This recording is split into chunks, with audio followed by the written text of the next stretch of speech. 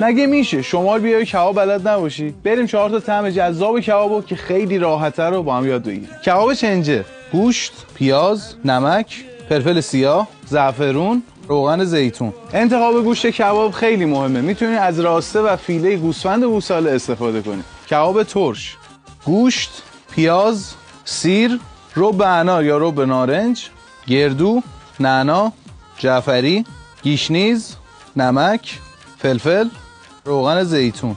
نکته دوم، پیاز رو هر وقت به کباب میزنید قشنگ چنگ بزنید تا آب پیاز در بیاد. کباب لاری: گوشت، پیاز، سیر، ماست ترش، جعفری، نمک، فلفل، روغن زیتون. نکته سوم اینه که پلاستیکتون رو قشنگ هواگیری کنید و بذارید مزه‌دار بشه. کباب سماقی: گوشت، پیاز، سماق فراوان، نمک، فلفل، روغن زیتون. نکته چهارم و مهمترین نکته، این کبابا توی جای باصفا میچسبه. من این ویلا رو از سایت جاجیگا رزرو کردم که خیلی خوش قیمت، دنج و باصفاست. شما هم اگر میخواید دور بشید از زندگی شهری و از زندگی لذت ببرید، یه سر به جاجیگا بزنید. بابا به به.